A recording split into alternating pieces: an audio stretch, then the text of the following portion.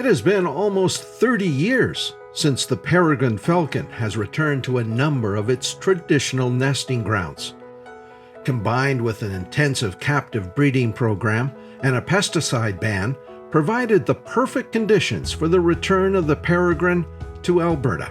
We've had a dramatic recovery, and a recovery that continues to this day, and we're getting pretty close to removing it from the threatened species list in Alberta. It's expected 70 to 80 pairs of birds are now nesting at sites that haven't been used for decades. It's remarkable. Whatever that was attractive to their ancestors is just as attractive today to the birds that are coming back.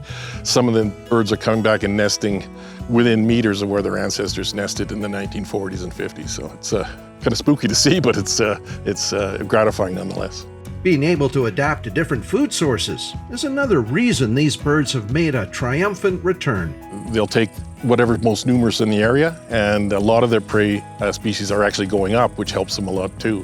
The Franklin gull, the black-headed gulls that you see around the province, are doing very, very well, and the population there, the entire population winters off the coast of Chile, which is not good from a pesticide perspective because there is legacy contaminants in the birds and in those estuaries where they winter. But those levels are going down, and there's certainly a very, very abundant prey species in Alberta. And I think, if you had to break it down by biomass or just the total amount of meat that they eat every year, I think you see quite a component of it would be gulls. And certainly the smaller black-headed Franklin gull. Yeah. This is Vinny, or Vincent when he's bad, and he's about to be bad probably here. He's a little bit fat. He's going to replace these feathers in the next 2 months or so we keep him kind of fat. But this is typical of an anatom peregrine, the subspecies that we had in Alberta and that we lost. The beautiful dark head you see here, and the pink,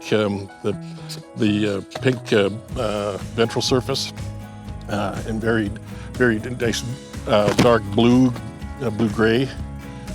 This is a typical little male. He's quite small for this subspecies, but a female would be almost twice his size in some cases. So, when they do dive, this is what peregrines are well known for, is soaring to a great height and then diving down to achieve terrific speeds, which they can change to the horizontal and overtake virtually anything that they're trying to catch. And if you go to YouTube or something like that, you can see people skydiving with peregrines. And there's, with the combination of skydiving and GPS technology, we're able to finally figure out just how fast they can go. And they actually become hyper streamlined, they become asymmetrical. They'll raise one of the wrists up to the head and the other one back, and they squeeze together. And it's been, I think one of the people called it shrink wrap warp drive is what they do. And they'll squeeze and become hyper streamlined, and that's when they achieve these tremendous speeds. And there was one bird clocked basically with GPS technology, had 389 kilometers an hour, from artificially high altitudes like 8,000 feet, but still very, very fast. While the recovery of the peregrine population is not as fast as their dive, the future of the falcon is looking bright. And unless we have another problem group of pesticides or other chemicals, man-made chemicals that cause a reproductive failure in the bird, I think we have a very bright future. And it's really nice to know that you can go to places now and watch peregrines again at the nest. And I really encourage people to do, if they get a chance to, watch them fly, watch them soar, and especially when they get up high, because they only come down one way, and that's in a spectacular fashion.